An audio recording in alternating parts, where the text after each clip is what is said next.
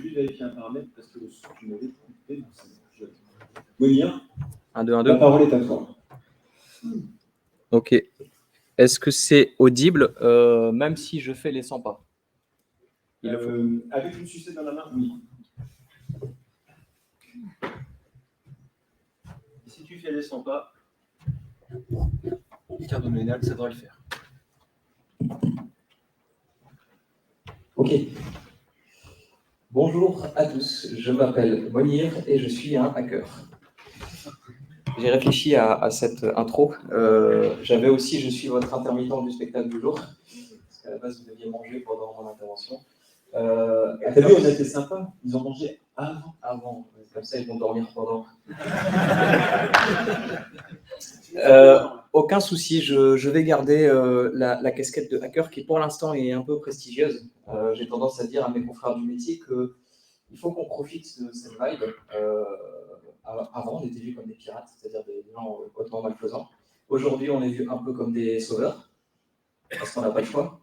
Demain, on sera vus comme des éboueurs, c'est-à-dire des gens qui rendent un fier service à la société, sans lesquels on aurait de sérieux problèmes, mais qui, somme toute, ne seront pas forcément bien considérés socialement. Et je pense qu'on appellera quelqu'un qui fait de la sécurité, comme on appelle quelqu'un qui vient évacuer les poubelles pour gérer les choses et basta. C'est la vision que j'ai du domaine, donc laissez-moi encore profiter de mon temps où je peux vous dire je suis un hacker, tant que ça sonne bien. Bienvenue à cet événement. Vous êtes arrivés certainement avant moi, puisque j'arrive généralement 5 minutes à l'arrache et je prépare mes slides et je fais tout tomber, comme vous avez pu vous en rendre compte en live.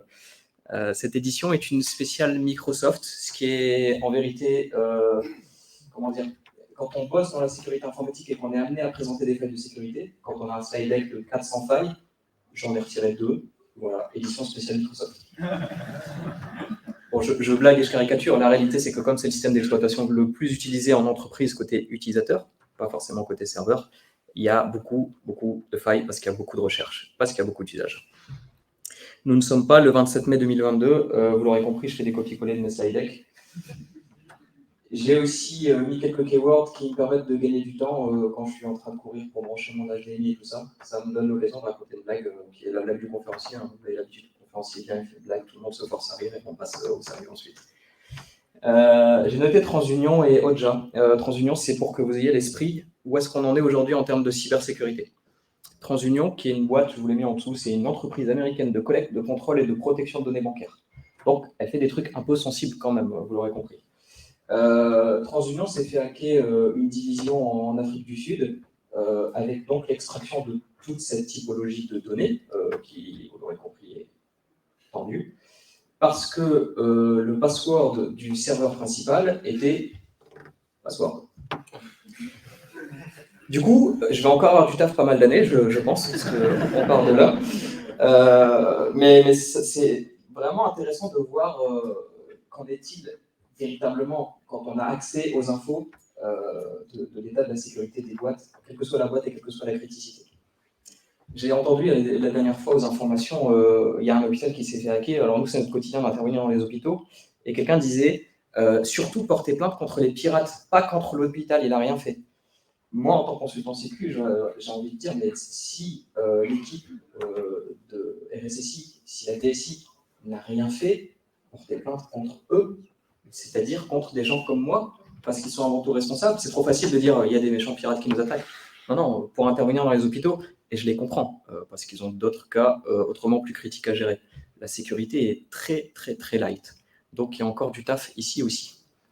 Alors c'est qui Oja? Il a plusieurs noms, il s'appelle Joa, je crois, chez les Turcs, au Maghreb aussi, donc un nom différent.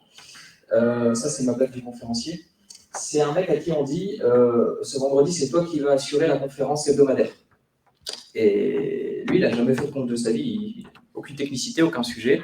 C'est juste parler aux gens, mais pas plus. Donc il se dit, mais comment je vais faire pour assurer la conférence? Le conférencier, il dit, je ne sais pas, tu te débrouilles, moi je me barre, j'ai un voyage, c'est toi qui gères. Donc il réfléchit, et puis vient le jour fatidique du vendredi où il doit faire sa conférence plénière, et il dit aux gens, est-ce que vous savez de quoi on va parler aujourd'hui? Évidemment, tout le monde dit, bah non, j'en ai aucune idée. Il dit, bah si c'est ça, je me barre, moi je ne parle pas à des incultes. Et il arrive à esquiver la première rencontre. La deuxième rencontre, bon, les gens sont un peu au courant de l'astuce. Donc il repose sa question, est-ce que vous savez de quoi je veux parler aujourd'hui? Tout le monde dit, bah oui, évidemment, bien sûr, on le sait. Il dit, bah si vous savez, j'ai rien à faire là et je me barre. La deuxième fois, les gens ils disent, il faut qu'on arrive à trouver une astuce. Alors la moitié va dire qu'il sait, l'autre moitié il dit, je ne sais pas. Donc il repose sa question. Il y a des gens qui disent, oui, on sait, l'autre, non, on n'en sait rien, explique-nous. Écoutez, c'est simple. Ceux qui savent, ils expliquent à ceux qui ne savent pas, et moi je me barre. C'était la blague du conférencier. Alors, bienvenue dans le monde Suricat. Il va y avoir quelques démos de live hacking. Je vais peut-être envoyer tout de suite avec une démo d'ailleurs pour vous montrer aussi l'état de la sécurité de vous, des hotspots sur lesquels vous vous connectez, et à quel point on peut parfois manquer de vigilance dans nos usages du quotidien. J'ai envie de dire, mieux vaut que vous ayez malgré vous été, on va dire, cobaye involontaire de cette démonstration avec moi qu'avec quelqu'un de malveillant. Rassurez-vous, les données sont anonymisées, mais ça permettra à quelques-uns d'entre vous de se rendre compte qu'il fallait peut-être faire attention. Donc c'est le moment où on dit généralement éteignez vos smartphones. En fait, il est trop tard. De toute façon, vous êtes arrivé en retard, donc j'ai eu le temps de faire ce que je voulais. Vous avez eu l'annonce un peu tardivement et j'ai déjà récolté quelques numéros de l'équipe KPI parce que c'est plus sympa. Tous ceux qui ont gagné. Je vous jure, je suis pas au courant. Tu déconnes pas, il y a des photos sensibles. On peut jouer à ça, Guillaume, hein, on peut. Alors, ce que je précise, c'est, excusez-moi, les presses sont peut-être en anglais, je ne sais pas laquelle j'ai copié-collé, que vous pouvez m'interrompre à n'importe quel moment si vous avez des questions. Crier un coup, lever la main, dire ouais, on est dans le Nord, c'est possible. Si je parle comme chat, vous diront on comprendra ce que tu racontes. Donc vous me dites, et je ferai un effort pour revenir à la langue française. Parce que je dois gagner Nord, j'ai grandi dans une ferme profonde du Nord-Pas-de-Calais, donc parfois ça peut déraper. Donc surtout si vous avez des questions, vous m'interrompez. On a l'habitude de se présenter de cette façon-là, en disant voilà les gens avec qui on bosse. Et souvent, ce que j'explique, c'est que tout comme avec un médecin, par exemple, prends le cas d'un psychiatre, il ne peut pas, devant son cabinet, mettre la photo des gens qui sont ses clients. C'est pas possible. Donc moi, je ne peux pas trop, sauf ceux à qui je n'ai pas donné le choix, sinon je dis j'interviens pas, mec. Je ne peux pas prendre leur logo et dire on a bossé officiellement avec eux parce que c'était super tendu quand même. Donc voilà, vous irez sur le site de Suricat, il y a quelques grands comptes, quelques gouvernements pour lesquels ils ont accepté malgré eux de jouer le jeu, mais sinon c'est globalement un monde assez confidentiel. Qui sommes-nous? Qu'est-ce qu'on fait et pourquoi? J'ai zappé cette slide. Qui sommes-nous? On s'appelle Suricat. D'habitude, je mets une petite vidéo, alors là le temps nous manque, de Discovery Channel pour montrer c'est quoi des Suricat et pourquoi on a choisi ce petit animal. C'est pas que parce que je suis génération royaume. Alors, vite fait, est-ce que quelqu'un a une idée pourquoi Suricat? C'est la qui surveille en permanence. Exactement. Si on gagne du temps, merci. C'est d'habitude, il me faut au moins 5 minutes et je dis non, c'est pas ça. Non, c'est pas parce qu'il est mignon. Non. Mais il est mignon quand même. C'est un animal qui surveille tout le temps, partout. C'est la condition de sa survie. Ce que je dis, c'est que le suricate, on aurait pu prendre le lion, mais le suricate, il vit en meute. Un lion seul, même si c'est un lion, il se fait bouffer tôt ou tard. En tout cas, il ne survit pas très longtemps. Donc on a besoin, dans le domaine de la cybersécurité, d'être ensemble. C'est pas grave si on est petit, on a 2 yeux comme tout le monde, on peut être vigilant et on peut s'entraider et faire évoluer le schmilblick. Qu'est-ce qu'on fait? Des conférences et des blagues de conférenciers, entre autres choses. Et pourquoi? Pas pour l'argent, ni pour la bouffe, parce que du coup, j'étais là pendant que vous mangiez. Tu me dois une bouffe, Guillaume. Alors, en introduction de cette petite intervention, et il faut que je regarde la montre, il y a 2 sujets qui me tiennent à cœur d'évoquer, sans jeu de mots. C'est la question de l'éthique, parce que j'ai remarqué que c'était un sujet qui revenait fortement cette année quand on parlait de cybersécurité. Et un autre sujet dont je vous parle juste après. Oui, c'est du faux texte. Je fais juste des slides parce qu'il faut faire des slides. C'est du gratuit, ça me le reste. Donc regardez les gros titres. Donc la question que je pose aux gens par rapport à la question de l'éthique, c'est « Et toi, tu ferais quoi de ton super pouvoir ?» Et donc les gens imaginent « si j'ai un super pouvoir, je ferais ça, ça. » Et j'en prends un spécifique. Je dis « Si tu avais le don d'invisibilité, tu ferais quoi ?» C'est quoi les premiers trucs que tu ferais si tu avais le don d'invisibilité? Et là, je vois les gens écarquiller les yeux, regarder leur pompe, chercher de l'oxygène. Surtout quand je fais une intervention en université. Apparemment, ça se calme avec l'âge. Le fait est que les gens n'utiliseraient clairement pas leur super pouvoir pour le bien de l'humanité. En tout cas, c'est pas les premiers trucs qui leur viennent à l'esprit. Le problème, c'est que quand on fait de la sécurité informatique, quand on fait par exemple du test d'intrusion, bah, on a quand même un super pouvoir. On a la possibilité de rentrer dans ces systèmes, de regarder, de faire ce qu'on veut, de façon parfois totalement invisible. Et s'il n'y a pas l'éthique, c'est chaud, vous pouvez comprendre. Donc j'ai mis quand même 3-4 vraies phrases. Hein. Quand on parle d'éthique à hacking, on parle en fait d'apprendre le hacking, car l'éthique n'est nulle part. Alors ça c'est vrai, je n'ai jamais suivi un cursus d'éthique à hacking où il y avait plus d'une demi-heure de éthicole, tout le reste est hacking. Et puis fais ton éthique toi-même, regarde quelques Walt Disney, ça va t'apprendre le bien et le mal. Et le reste c'est du photo que j'ai précisé d'ailleurs. Et ensuite c'est la fin de la rationalité. Alors le Covid ne nous a pas aidé dans ça, mais moi je me rends compte qu'il y a des experts partout et de tout. Et ça c'est un syndrome typiquement français. Ça commence à généraliser un peu à l'international, mais c'est quand même typiquement français. Un Français, de base, tu l'arrêtes dans la rue, tu lui dis « Qu'est-ce que tu penses de la géopolitique sur ce truc-là en particulier ?» Il va répondre. Moi, je trouve ça très, très bizarre. Il va répondre. Tu interroges un Américain, il va te dire « Mais je ne suis pas géopoliticologicien, j'en ai aucune idée. Interroge un expert, pourquoi c'est moi que tu interroges ?» En France, non, on y va, et puis on verra ce que ça donne. On suit la vague. Donc ce problème de les experts sont partout, ça a des effets de bord dans la cybersécurité qui ne sont pas récents d'ailleurs, ça fait un moment qu'on a ce genre de problème. Et je vais vous l'illustrer avec une problématique liée au password. Alors, qui avait déjà vu cette petite bulle que je vais montrer en rapport avec les passwords? Non, super, découverte. Je vous ai pris un mot de passe de 11 caractères. Majuscules, minuscules, chiffres, lettres, caractères spéciaux, la totale. Alors, d'après vous, est-ce qu'il est réputé fort, ce mot de passe? Oui, parce que le vôtre est... Si tu poses la question, non, on va dire, bah non, c'est ta mère. J'avais dit les experts sont partout. Anyway, donc, puisque vous avez très probablement un mot de passe beaucoup plus faible que ça, vous allez me dire, bah non, ça c'est très fort. Bon, ce qu'on fait quand on est confronté à une problématique de ce genre, c'est qu'on fait appel aux gens de la matière. En l'occurrence, les gens qui vont nous dire si le passe est fort ou pas, c'est les gens qui sont capables de faire des calculs, des équations. Il y a des gens qui font des maths, des vraies maths. Donc pas des DSI. Je règle mes comptes au fur et à mesure.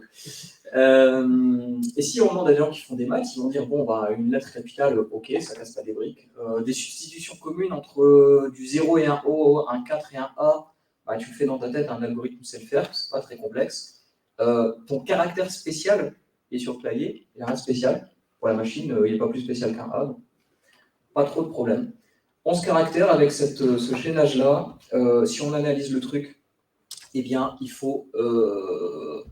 il a une entropie, c'est-à-dire une mesure de craquabilité. Sécurité informatique, l'entropie, on l'a décrit comme ça, on l'a défini comme ça.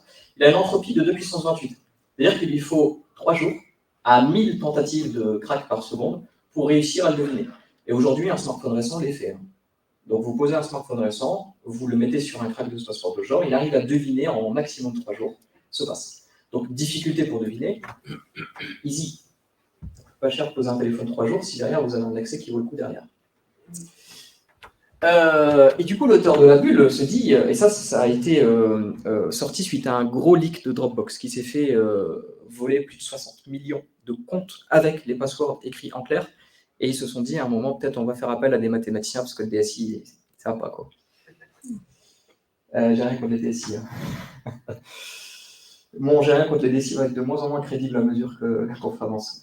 Donc il s'est dit, si au lieu de prendre une chaîne de caractères courte et complexe, je prenais 4 mots random que je concatène, par exemple correct horse battery staple, et je demande à des mathématiciens, c'est quoi l'entropie de ce truc-là?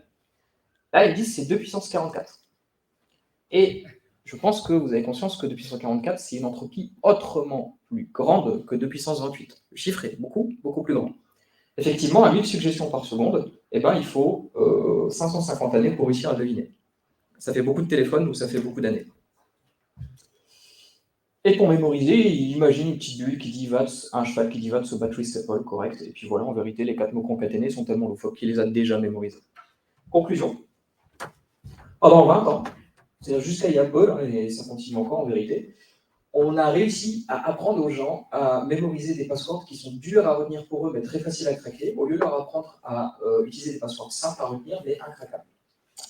Et ça, c'est parce que, comme je vous dis, les experts sont partout. C'est-à-dire qu'un mec dans un bureau, pas forcément un DSI, s'est dit, à l'époque il n'y avait pas des RSSI donc c'était facile, s'est dit, moi je pense un password complexe, c'est ça. En tout cas pour moi c'est complexe, donc je pense que ça le fait. Et ça fait 20 ans qu'on utilise ce genre de truc. Alors ça commence à changer un peu, j'ai pas mis la bulle, mais j'avais un tableau comparatif des différentes solutions, ce que propose Microsoft, Facebook, Google. Ils pondèrent peu le nombre de caractères, mais ils commencent à l'intégrer quand même dans l'équation pour vous dire c'est plutôt fort parce qu'il y a beaucoup de caractères. Avant que j'enchaîne, est-ce que jusque-là, c'est clair? Guillaume, combien de temps il nous reste? Oh, il y a 45, il reste 25 minutes. Mais je ne suis pas expert. Chacun avec ses comptes. Alors, je vais en profiter, Guillaume, parce que je vois que tu me taquines, pour lancer ma prochaine démo, ce qui permettra à 2-3 personnes dans la salle de montrer bien haut leur téléphone portable, dont toi, Guillaume. Je te pense qu'on fait très cher. Oui, oui, oui. Qui t'appelle? Et pour l'instant, personne. Fail. Ouais. Et il y a... oui, j'ai lancé le mauvais script, ça ne peut pas fonctionner. C'est pas grave, ça permettra justement aux personnes qui se retrouvent dans ce listing de mots de passe de savoir qu'il faut qu'ils les changent rapidement. Donc ça, c'est fait aussi, c'était rapide. Je vais montrer la caméra au cas où je lance des bons scripts. Enfin, je suis pas expert. Je vais le lancer dans 2 secondes. Du coup, je vous montre ça pendant que c'est là. Je vais peut-être zoomer un petit peu pour que les concernés puissent prendre des mesures. Ça a été anonymisé, hein, rassurez-vous. Bah, en principe, voilà, pas d'ambiguïté possible, quoi. Ça va être dur de prendre votre mail pour quelqu'un d'autre. Ça, c'est parce que vous êtes sur un hotspot public. Le hotspot public, comme beaucoup d'hotspots publics, n'est pas spécialement conçu pour être sécurisé. Et vous vous êtes connecté à tous vos comptes, en plus, souvent sans HTTPS. Et donc, vous avez laissé fuiter vos passes en clair sur Network. Et donc, quelqu'un de mal intentionné en ferait quelque chose de mal intentionné. Tout à l'heure, Guillaume me demandait si on l'avait hacké. J'ai dit bien sûr que non, c'est une prestation, je l'aurais facturé si je t'avais hacké. C'est simplement de l'écoute passive sur le réseau. Donc là, je m'amuse avec les fameux numéros. Si tu veux bien sortir ton téléphone. Je me mets devant la caméra. Et qu'est-ce que ça dit? Rien. Ok. C'est Amélie qui m'appelle. D'accord. Ah, Julie. Et Julie t'appelle Amélie. D'accord. Bah, vous êtes en train de vous appeler respectivement par mon serveur interposé. Et si ça fonctionnait, j'ai dû faire une typo dans ton numéro. Du coup, quelqu'un en France. Il est de l'Allemagne. Ça dit quoi? Ça tombe, c'est une vraie communication, je vais tester. Attends, me dire. Bon, 365. Ah ben non, c'est un fake, c'est toi, salopard. C'est un Allemand. Ça marche. J'ai pas mis l'indicatif français, mais sinon il aurait vu 18, c'est-à-dire les pompiers l'appellent. Alors, ça c'est très facile à mettre en œuvre. J'ai pas eu besoin d'appeler qui que ce soit. C'est trop cher, je vous l'ai dit. C'est simplement utiliser un serveur qui fait de la VoIP et s'amuser à substituer le sender, la personne qui fait la requête d'appel. Vous imaginez un peu les applications? Demain, vous pouvez appeler n'importe qui au nom de n'importe qui. Une fois, je me suis amusé dans une classe avec des élèves pour les sensibiliser à la cybersécurité à faire ce test.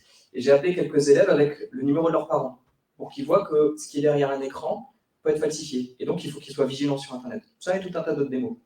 Sur la démo, je me suis foiré, j'ai appelé le père avec le numéro de son fils. Et il va tomber sur moi au téléphone, qui avait vraisemblablement le téléphone de son fils.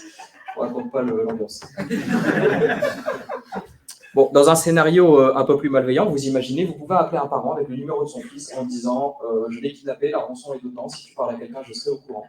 Vous l'appelez avec le numéro de la police, des pompiers ou n'importe quoi, pour lui faire croire que vous contrôlez tout le réseau. Enfin, vous inventez un truc, il y a cette série sur Internet pour vous faire un scénario. Et la personne, évidemment, surtout si votre demande est modique en termes de rançon, va capituler. Parce qu'elle n'a pas conscience que ça peut être un fake. J'ai envie de dire, même si elle avait conscience, elle ne prendrait pas forcément le risque, quoi. Donc, vous voyez, c'est assez facile de mettre ce genre de truc en place. Alors, ça, c'était les 2 démos. Bon, l'équation, s'il y a des bateaux dans la salle, de la mesure de craquabilité d'un password, c'est-à-dire l'entropie. Vous avez les variables qui sont en bas. Et comme je dis, si vous n'arrivez pas à les convaincre, confusionnez-les. Et un adage dit que les mots de passe sont comme les sous-vêtements. Vous les changez souvent, vous les gardez pour vous, vous ne les partagez pas. Mais on juge personne. Donc je vous disais, l'image de la sécurité, jusqu'à il y a peu, ça commence à se réformer, c'est que ça part en cacahuète. Alors pourquoi? Je vous l'ai dit, donc j'ai mis des victimes derrière, des coupables plutôt. Je vous l'ai dit, la rationalité par ouvrir, ce qui fait qu'on a pris des concepts comme étant des réalités, voire même des réalités mathématiques, alors que jamais un matheux a validé tel ou tel truc, jamais un expert de la discipline. Je vais vous montrer une série de personnages politiques et je vais les suivre par, je crois, des joueurs de baseball. Et il y aura peut-être quelques personnages de la vie citoyenne. Pendant que je bois un verre d'eau, le premier qui en reconnaît un lève la main et me le fait savoir. Ils ont tous quelque chose en commun, ces messieurs-dames. Cravate. Cravate, ça peut être la cravate. Ah, c'est vite fait. Moi, je dirais la cravate, hein, perso.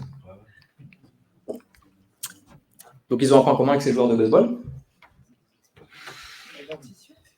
La dentition.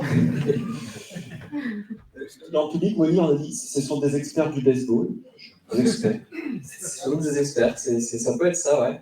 Ces deux personnes. Et ses enfants. J'ai fait une erreur de copier-coller, c'est des enfants. Voilà, je sais dans la tête. Hein. Voilà, ils ont tous quelque chose en commun. Ils ont le même point commun qu'avec ces chats. Ils ont tous un point en commun qu'avec ces chevaux. Ouais, parce que là, on sont des experts. Et ils ont un point commun avec cette vidéo tournée dans un métro, je crois, de Tokyo. Dans le public, il y a des gens qui veulent interagir, me dire. Il y a des gens qui ont la réponse, en fait, mais spoilez pas. Ah. Donc, cette gare-là, vous l'avez probablement déjà vue quelque part. Est-ce que ça vous rappelle un truc? Tu peux me permettre de donner le micro à un public ou tu veux encore un peu faire du suspense? On peut. Qui a la réponse? En fait, tout est faux. Même la gare, en fait, c'est... Exactement. C'est un deepfake. Bravo, on peut l'applaudir.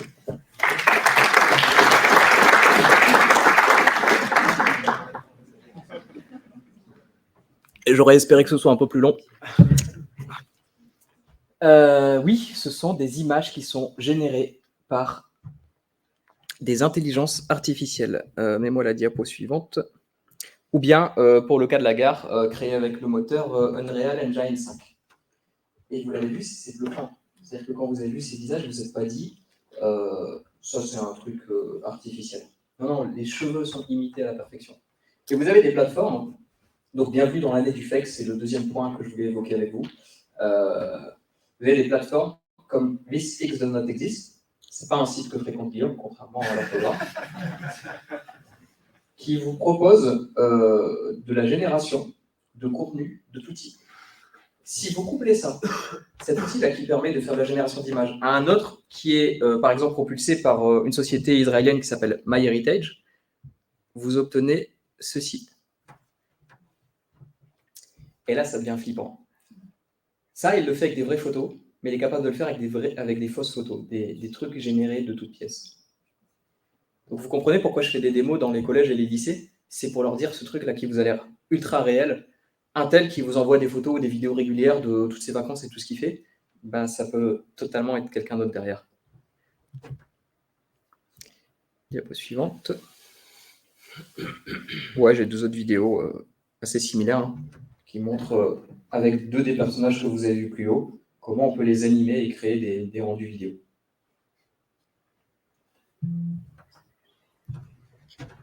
Ça, c'est 2022 et encore, je ne vous ai pas tout dit. Comment je peux rattraper ma slide suivante? La chèvre, on va la passer, de toute façon, on n'a pas de son. Donc, si jamais je prends des images qui sont un peu moins bien réalisées par les intelligences artificielles, pardon, ça ressemble un peu à ça. Vous savez, des trucs qui dégoulissent un peu, il y a des choses qui ne sont pas parfaitement raccord avec la réalité. Pour l'IA, c'est un visage humain normal. Pour un humain, on sent bien qu'il y a un petit problème derrière. Donc de plus en plus, il y a des IA qui se créent, qui sont des IA rectificatives, qui permettent de filtrer les rendus et d'avoir quelque chose à la fin qui est vraiment bluffant. Les chevaux, c'est pareil, vous aurez des trucs totalement discordus si vous utilisez le générateur de rendu de chevaux. Alors dans les classiques, mais je pense que je vous les ai déjà fait, c'est les classiques là. Vous avez... Ah, le phishing, tiens, on l'a pas vu, parce que je suis censé faire du spécial Microsoft à la base, même si l'introduction est un peu débordante. Ça, c'est un truc que vous connaissez tous. C'est la fenêtre de signing dans votre application classique. Quand vous vous connectez à un site, soit site de Google et de Microsoft et de Facebook par exemple directement, soit une plateforme tierce sur laquelle vous voulez utiliser votre authentification, par exemple Microsoft, vous voyez ce truc. C'est normalement une découverte pour personne. Un confrère, que je n'appelle plus un confrère maintenant, a eu l'idée sympathique de proposer en accès open sur GitHub quelque chose qu'on savait faire dans le milieu mais qu'on n'avait jamais rendu public pour des raisons assez évidentes, qui est ceci. Quel est le problème avec cette fenêtre d'authentification Microsoft? Elle est la bonne. Mais c'est On peut se connecter avec une autre boîte sur Microsoft, il n'y a pas de souci. En fait, cette fenêtre est rigoureusement identique à n'importe quelle fenêtre de sign-in. Et c'est ça le problème. Parce qu'elle ne l'est pas. Au lieu d'avoir une autre fenêtre de votre navigateur qui se crée en parallèle, c'est ce qu'on appelle une fenêtre modale. Ça veut dire une animation au sein même de la page. Elle vous laisse croire que vous avez une autre fenêtre, en HTTPS d'ailleurs, qui vous permet de vous loguer à Microsoft, que vous pouvez déplacer comme une véritable fenêtre, sauf que ça n'en est pas une. C'est une animation de la page. Ce code source qui est rendu public et qui est fait assez facilement avec du CSS, un peu de JavaScript, permet d'émuler le comportement qu'aurait la fenêtre de Google ou de Microsoft dans telle ou telle connexion. Et c'est impossible de faire la différence. C'est-à-dire que, hormis si, comme moi maintenant, vous êtes parano et vous vous amusez quand vous arrivez sur une fenêtre de sign-in à vérifier que vous pouvez bien la sortir et que ce sont deux fenêtres distinctes côte à côte de votre navigateur, ce qui n'est déjà pas forcément évident pour tout le monde à comprendre, et ben vous êtes bluffé. Parce que si vous essayez de la resize ou de la déplacer, elle a le même comportement qu'une fenêtre. Et ça, c'est une porte de phishing de ouf qui s'est ouverte. Merci, cher confrère, qui, pour les besoins de la démonstration et pour faire avancer je ne sais quelle science, s'est dit qu'il allait donner ça en open à tout le monde. Ça, c'est quelque chose qu'on rencontre beaucoup. La société israélienne dont je vous parlais, MyHeritage, s'est dit, quand on l'a interrogé en lui disant mais pourquoi tu rends accessible au public des technos qui peuvent être aussi dangereuses, alors qu'on n'a pas de livre blanc, on n'a pas de garde-fou, il n'y a pas de législation, il n'y a rien. Ils ont dit, de toute façon, c'est de la techno connue, si on ne fait pas, d'autres le font. Voilà. C'est pas forcément un argument éthique, mais c'est un argument commercial entendable. Ils ont d'ailleurs développé un générateur de deepfake basé sur la voix, qui permet à partir d'un échantillon vidéo de reproduire totalement la voix, le timbre de voix d'une personne, ce qui pour les démos de rançon avec des fake appels, comme je vous l'ai dit, est exceptionnel. Et bon, ils ont eu le même raisonnement. C'est deux anciens de l'armée israélienne et ils ont dit de toute façon, si c'est pas nous qui le faisons, d'autres le feront. Donc on le fait. Tout va bien. Vous avez de la même façon des fenêtres de phishing hein, pour se loguer avec Facebook, une vraie ou une fausse. Elles sont. Franchement, c'est impossible de faire la différence. C'est-à-dire, au coup d'œil, vous ne faites pas la différence. Vous pouvez vous dire éventuellement, celle-là, elle est un petit peu rognée, mais en fait, c'est la vraie. Donc, le problème, il n'est pas là. Si vous ne captez pas que c'est une fenêtre modale, qu'elle est incrustée à même la page, eh bien, vous vous loguerez sur une fausse page qui va prendre vos identifiants, vous reloguer sur le véritable service derrière, mais qui va surtout récupérer vos identifiants au passage. Alors, très rapidement, combien de temps il nous reste? Un gros 15 minutes. Moins rapidement, quelques gros hacks récents. On va en faire 10 hein, après. Ouais, il y aura un petit temps d'interaction, certainement. Exactement. Certainement qu'il y aura des questions. Quelques gros hacks récents liés à Microsoft, de près ou de loin. Ça, c'est plutôt près parce que c'est PowerPoint. Ça a été disclosé il y a quelques heures. Il y a des petits malins qui s'amusent à utiliser une astuce PowerPoint qui est très vieille, qui permet au survol d'un élément de déclencher une action. En l'occurrence, un script du bash de la console de Windows. C'est assez malin. C'est pas forcément quelque chose qui était très connu. C'est-à-dire que si vous ouvrez un PowerPoint, même si vous avez désactivé les macros, c'est-à-dire vous vous dites je suis safe, Par exemple, Guillaume qui me dit est-ce que tu peux m'envoyer la presse de ta conf à venir, bien sûr. Au survol d'un élément, par exemple la première image, il va déclencher l'exécution d'un script dans son terminal. Donc Windows est en train de prendre des mesures pour patcher ça. Là, potentiellement, tous les PowerPoint que vous recevez peuvent être atteints par ce type d'infection. Évidemment, une personne bienveillante qui l'a ouvert infecte à son tour l'ensemble de ses PowerPoint, et quand elle fait des envois légitimes, elle se retrouve à transférer le virus. Oui. Je pardonne pas le micro parce que ceux qui sont en live ne vont pas entendre. Petite question parce que je trouve intéressant, celle-là, cette faille, c'est uniquement sur le client lourd ou c'est également la version online? C'est sur le client lourd. La version online, elle n'a pas la capacité de déclencher le shell. De ce que j'en sais. Un autre truc que j'ai pris au hasard, c'est pareil, c'est tout récent. Je vous ai pas fié les grosses failles Microsoft 365 et tous les trucs énormes que vous avez vu passer cette année, forcément dans la presse. Ça a été l'hécatombe, il y a eu des millions de bases de données volées sur Terre. Alors, comme on dit souvent, il y a deux types d'organisations. Il y a ceux qui se font hacker et il y a ceux qui ne le savent pas. Et je peux vous assurer que la faille Outlook, avec son niveau de criticité qui permettait en quelques lignes de code de récupérer tout un serveur, a été massivement exploité. Ça, c'est une faille liée à une vulnérabilité Python qui a 15 ans. Et j'aime beaucoup ça, parce que ça aussi, c'est vraiment symptomatique de mon domaine d'activité. D'où le fait que je me présente souvent comme un intermittent du spectacle, parce qu'on est peu crédible quand on fait des trucs comme ça. Il y a 15 ans, un mec a découvert une faille dans Python et a mis dans la documentation « Attention, c'est une faille, du coup, il ne faut pas utiliser la fonction comme ça. » Voilà, débrouillez-vous. 15 ans après, un groupe de chercheurs s'est penché sur de vieilles failles, ils faisaient des analyses et ils se sont dit « Mais ça existe encore ce truc ?» Dire Python maison mère n'a pas patché, n'a pas mis des warnings dans la console pour dire aux gens « Si vous utilisez cette fonction, ne le faites pas de cette façon ?» Bah non, c'était dans la doc, dans les 900 000 pages de doc, débrouille-toi avec. Et évidemment, aucun développeur n'est au courant, même les développeurs rigoureux et consciencieux, parce que personne ne lit la documentation, même les développeurs consciencieux, surtout eux, j'ai envie de dire. Et c'est une estimation de 350 000 dépôts sur GitHub, c'est-à-dire des endroits où on stocke des projets, code source essentiellement, qui sont potentiellement vulnérables à cette faille et qui permettent de l'exécution arbitraire. Alors, je vous passe les détails techniques, mais la faille permet en gros de charger un fichier TAR et en le décompressant, d'exécuter des commandes sur le système. Samir, Bref, c'est un peu alambiqué. on a un spécialiste Python qui me confirme. Super, un vrai expert. Manuel. Moi, je brodais là. Heureusement que je n'ai pas trop inventé de trucs. Du coup, c'est tendu. Alors pourquoi 350 000 ? Parce qu'ils ont analysé les dépôts sur GitHub. Et GitHub, il est détenu maintenant par qui ? Ouais, c'est pourri. Je suis désolé, c'est vraiment pourri. Parce que c'était quelque chose de ultra open source qui se retrouve dans les mains d'une société commerciale. Et ça fait beaucoup de mal au monde du développement. GitHub a développé un truc, Microsoft en l'occurrence, qui est super cool pour les développeurs, qu'ils utilisent en ce moment pour accélérer le code qu'ils tapent, en disant en commentaire « Je veux une fonction qui fait ceci et cela avec tel paramètre ». Ils appuient sur Enter, et d'après vous, qu'est-ce qui se passe ? Ça l'affiche. Et ça, c'est tout nouveau. Ça vient d'arriver cette année. Avant, on avait des trucs où c'était un peu pourri, mais cette année, ça commence à être ultra efficient. C'est-à-dire qu'il y a des intelligences artificielles qui fait qu'avec du langage humain, ils sont capables de comprendre quelle est la fonction que vous voulez et de vous la créer en termes de code. Mais il apprend quelque part, cet algorithme. Il apprend notamment ici. Et donc, il a appris à faire des trucs qui n'étaient pas cool. Et donc, il va reproduire pour toute personne qui l'utilise des trucs pas cool. Et voilà comment une faille qui était avec un périmètre somme toute limité, peut se retrouver propagé, diffusé dans l'ensemble du code source sur Terre, si jamais des gens utilisent un logiciel en particulier ou une méthode en particulier qui va aller la récupérer. Voilà. Bon, les nouveautés pour le grand public, c'est les deepfakes de tout type. Je vous en montre un dernier, parce qu'on ne va pas faire que ça.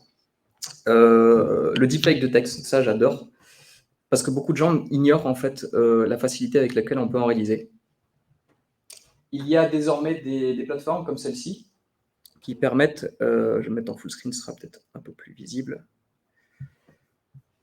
de demander à des IA qui, encore une fois, commencent à être bien efficaces, d'écrire pour vous des articles. Par exemple, écrire un article concernant l'événement Power 365. Je ne donne aucun élément d'information. Je dis Power 365 et débrouille-toi avec ça. Et il va me sortir un paragraphe, et un autre, et un autre, et un autre, si je lui demande de continuer. C'est contre lui, mon pointeur. Ça mouline. Et il va me dire quelque chose sur lequel j'aurais pu qu'à retoucher un petit peu derrière. Power 365 est un événement annuel organisé par Microsoft pour ses entreprises clientes. L'événement se concentre sur la façon dont Office 365, la suite de productivité basée sur le cloud de Microsoft, peut aider les organisateurs à en faire plus. Cette année, l'événement Power 365 se tiendra à Las Vegas du 14 au 16 mars. Oui, c'est ça. D'ailleurs, on veut vous inviter l'année prochaine. C'est Microsoft qui paye. Je veux pas être speaker, je veux bouffer alors.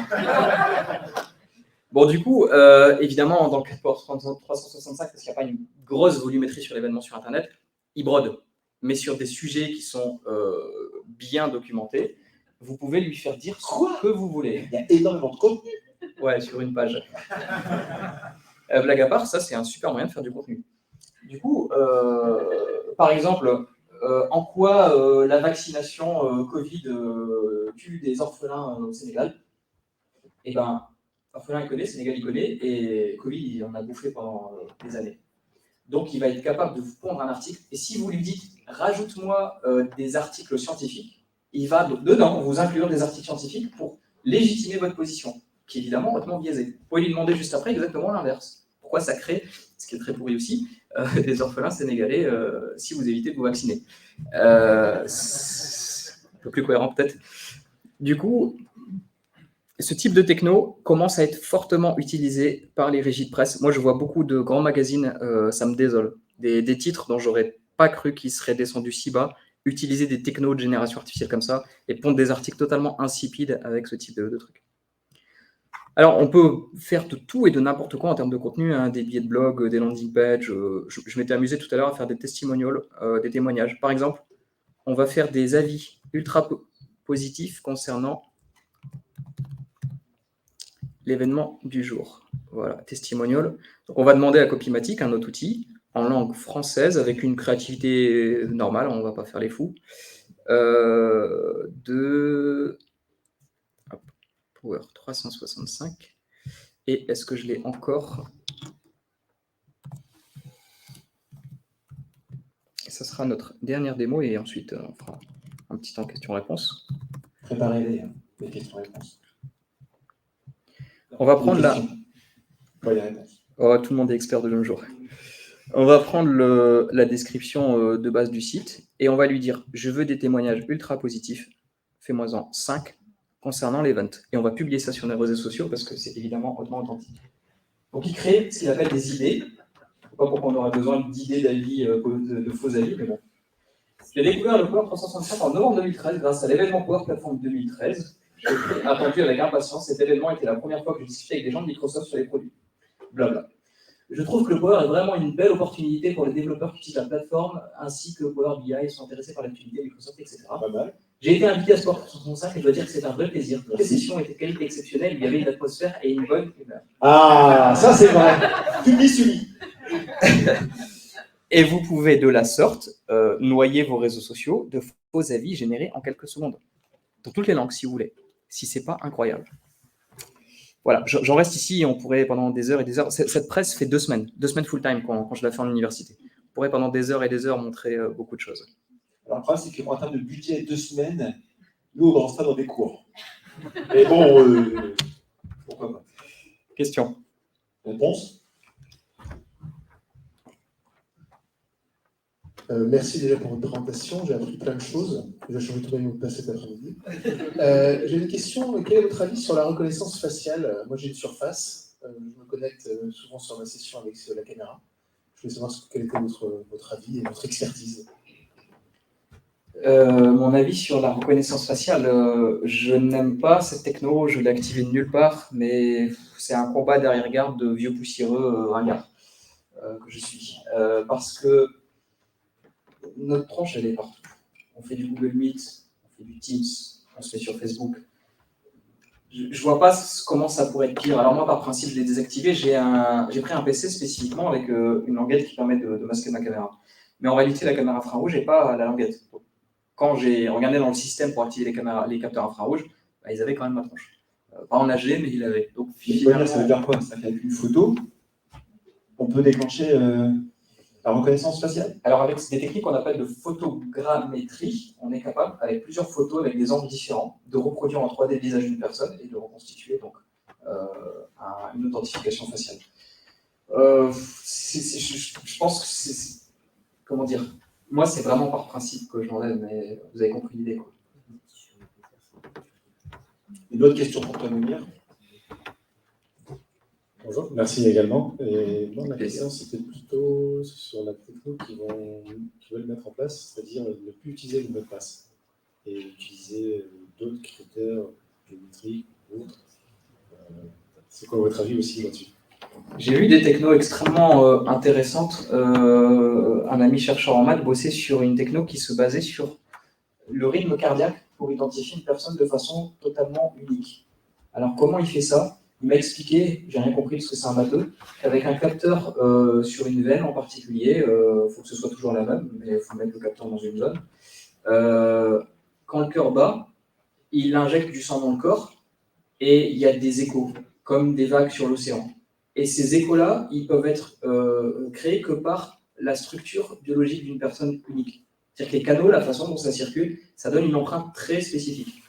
Ce truc-là, je l'ai trouvé assez ouf. Il y a une autre boîte, d'ailleurs, je crois qu'ils ont couvert les 9 Jeux Olympiques, qui permettait d'avoir de l'authentification à partir d'un bracelet qui venait aussi lire, alors cette fois-ci directement le schéma 3D du réseau veineux d'une personne. Et là, pour le coup, c'est difficile à imiter. C'est-à-dire que ça scannait la main, ça faisait une empreinte du réseau de veines, et cette empreinte ne pouvait être qu'unique. Et c'est comme ça qu'ils authentifiaient les gens. J'ai vu plein de trucs comme ça assez incroyables. Bon, ça marche un temps. Parce que quand demain, on sera en capacité de reproduire le réseau veineux d'une personne, à quoi ça sert? Moi, je me balade avec... vous savez, dans mon bâtiment, on a un vigique pour rentrer. Moi, j'ai pas un vigique, j'ai des cartes AliExpress que j'ai acheté 10 centimes et que je m'amuse à dupliquer, parce que comme je pomme toujours mon vigique ou que je l'ai pas sur moi, j'ai mis des cartes partout. Bah, le vigique, c'est cool, c'est censé être une authentification forte pendant un temps. Et puis, on se rend compte qu'en fait, c'était duplicable, parce que quelqu'un à côté de toi a pu scanner ta carte et la dupliquer, ce que j'ai fait pour avoir les fameuses cartes factices. Et c'est un peu ça qui m'inquiète. On avait la reconnaissance faciale, on a eu l'iris, on a eu l'empreinte digitale, on s'est rendu compte que tout était faillible. Demain, de la biométrie un peu plus forte, je pense que c'est qu'une question de temps avant qu'on ait des hacks grand public qui se développent. Dernière question peut-être, ou encore une ou deux après? C'est bon? Ok, dernière question. Rapidement, en fait, j'en avais deux, désolé. Qu'est-ce que vous pensez de la double authentification avec tout ce qui peut permettre cette opération et des multiples logiciels qui permettent d'enregistrer les mots de passe, les coffres forts parce que est-ce qu'il y en a une vraiment qui va... Je ne peux pas vous orienter vers une app plus qu'une autre. Comme je disais à Guillaume, je n'ai pas le t-shirt Power 365 parce qu'on ne peut pas être médecin et avoir une short Pfizer. Non, on a non, on n'avait pas ta taille. C'est pas pareil. C'est crédible. Mais on a un devoir de neutralité, donc je ne peux pas pousser une solution plus qu'une autre, même quand j'en apprécie beaucoup certaines. La double authentification est absolument indispensable. Il faut l'activer. Souvent, je dis aux gens, parce qu'on me dit, et toi, est-ce que... Écoute pas ce que je fais, je le fais pas. Les coordonnées sont les plus mal chaussées, je fais très mal ces trucs-là. Par contre, je te dis, fais-le parce que c'est un truc super intéressant. Il commence à y avoir des hacks basés sur de la duplication de carte SIM pour les gens qui avaient comme deuxième facteur les cartes SIM. Et des gens qui, à l'autre bout du monde, se font voler leur numéro de téléphone dans une SIM qui est répliquée comme des clés, comme chez le serrurier, en 2 secondes. Ils récupèrent le second facteur d'authentification. Ils avaient déjà le premier à cause d'un leak d'une base de données. Et voilà, ça tombe. Mais c'est quand même beaucoup mieux et beaucoup plus sécurisant que n'avoir qu'un seul facteur. Concernant l'outil, c'est un très bon truc d'avoir un gestionnaire de password. À peu près tous se valent. Je n'ai pas d'autres éléments à donner. S'il n'y a pas d'autres questions, je vous propose d'applaudir extrêmement chaleureusement.